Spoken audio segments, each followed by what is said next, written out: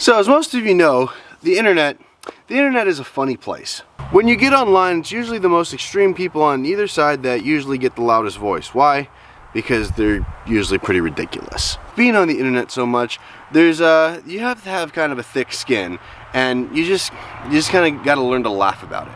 People are so quick to want to make an assumption about you and to put you in this box. They want to see the world as black and white because, you know what, that's easier than really the gray that it really is. As soon as I say I was born and raised in California, some people's minds just kind of explode. I've been called everything from a communist to a hippie freak to some weird greenie, whatever, okay? All the names. And then when I tell people that I moved from California to Texas, to East Texas, I've been called everything from a bigot to racist to, all the other names. I mean, it's ridiculous. And all that comes from just telling people where I used to live to where I live now. And they're trying to make an assumption about me.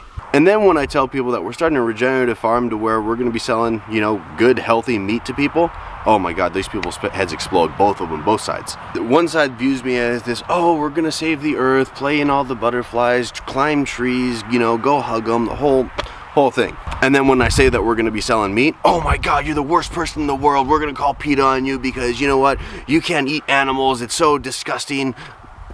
But I just want to make something perfectly clear. This is like the 1% of the 1% on either side of the extremes. This is not the majority of the people. Majority of the people on YouTube, majority of people, that we've interacted with around here, back in California, everywhere. Good people, really good people, but it's the ones that are the loudest and the ones that are most extreme that get the most, recognition because that's just the way the world works. But today I just want to set the record straight on where I stand on stuff because you know what? People like to know that. And I think I come from a very common sense point of view. Everybody wants to know if I'm an environmentalist or I'm a capitalist because in some weird world you can't be both. And the truth is that I feel like you have to be both. Because if you just look at it from the perspective of cows, okay? If I was to go through and I was gonna go and make as much money as I can this year, and I'm gonna go and I'm gonna make the cows eat every blade of grass so they can put as much weight on as they can because I want as much money per cow as I possibly can get as soon as and fast as I can get it. The reality is if I don't treat the land right this year, next year, there's not gonna be as much grass for the cows to eat, which means next year, there's not gonna be as much money. So you have to find a balance. You have to find a balance to where things work. Because money is important because if we didn't have any money, we wouldn't have been able to buy this place. And if we were to degrade this place, guess what? We're not going to be able to achieve our ultimate goal here, and that's to make money off the land, be able to run a business off this land. There's so many people out there that think, oh, the money's the devil, money's the worst thing to happen to humanity. And you know what? It's all about balance again with that. There's some people that take it to the extremes and the only thing they care about is money. But most people take a common sense approach to it and see that money is a way to make a difference. If we didn't have the down payment to buy this place, guess what? This farm would have been sold to somebody else and who knows what they would have done with it. Odds are they would have done it just like everybody else around here and just turn their cows out and, they'll see the soil go down and go down and go down and get washed away. And then if we don't sell our beef, we don't sell our chicken, we don't sell our eggs, guess what? We're going to run out of money and not be able to sustain this place. My point being is that you really can't have one without the other. Because if we keep up the same way of doing things to where we're just putting money and money and money into chemicals so we can make as much as we can this year, where we're going to be at in 50, 60 years. The soil's going to be gone, less food's going to be produced, less money's going to be made, the earth isn't going to be able to produce food, and then we're going to starve. Now will that happen in 50, 60 years? I don't know, but I know that if we continue this for another 1,000 years, guess what? That's probably going to happen. Something has to change. People need to see things from a different perspective, not just money and not just, greeny trees environment. But the solution to the problem is the color green, and that's both in money and both in plant life. And this is why you see me move our cows every day. Because when we move the cows every day, we're leaving, a good, 60, 70% of the plant left. And then also leaving fertilizer for that 50, 60% of the plant left to grow back up even stronger. And we're creating more grass. More green grass means more beef, which equals more money. And I really think that's why that this whole regenerative agriculture thing is not getting as much recognition that it should. If it was on the news, if it was out everywhere, It'd be different, but you know, does the news really want that on there? No, because they see the world in black and white. It doesn't matter if it's CNN, Fox, MSNBC, blah, blah, blah, blah. One side's pushing their soy burgers and their fake meat, saying, oh, this is the way to, you know, save the world.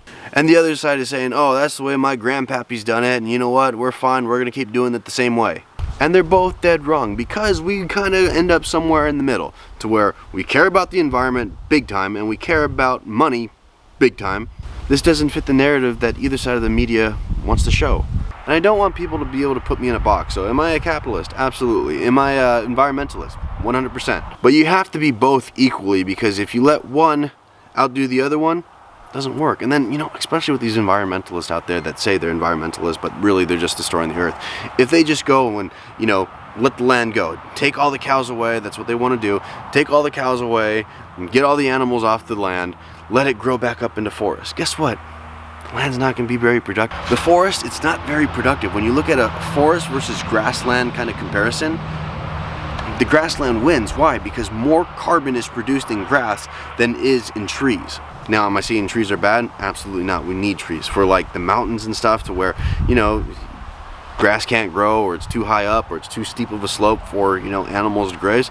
That's where we need trees. Do we need trees in our pasture? 100%. We're planting trees in our pasture. Why? Because the trees give shade to the cows. And when the cows have more shade, they're more comfortable. And when the cows are more comfortable, they produce more beef. And when the cows produce more beef, we make more money. Just like with everything, it's a balance, and we have to find that balance. So for those of you that are still trying to put me in a box or whatever, am I an environmentalist, am I a capitalist, am I a Republican, am I a Democrat, am I this, or am I that? Okay? Not any of those things. I'm Ryan Murphy, and if you want to put me in a box, get to know me first, and then you can judge me for yourself. And I really hope that a lot of you do the same thing, because I got a secret for you. The people that think differently, the people that don't fall in line, the people that just don't go with the flow and just like to do stuff differently because it's different, they're the ones that really do make true change, and they're the ones that are living the happiest life. And that's what really matters. It's not how much grass you grow, it's not how much money you make, it's not how many trees you plant, it's not how big your business is. It's are you happy? And if you say yes, you're doing a good job. Hey, cows! Come on, cows, come on! Come on, cows! Come on, cows, come on! She never played the hard rock or the house or the blues. Some old joint selling rock gut about the best he was free to choose. Never had his day in the sun, never got hot or very well known, but he crawled out from under the cool side of the stone. Now long gone and forgotten, the world can't tell you his name. His intellectual property, lawyers say, is public domain. But today he'd be a rock star, 'cause he was bad, bad, bad to the bone. When blues were blue and times were hard, the cool side of the stone. He never had a limo or his own private jet, some old freight hauling boxcar, the best ride that he could get. Never saw his name up in lights, never got paid for all of his songs when they crawled out from under the cool side of the stone.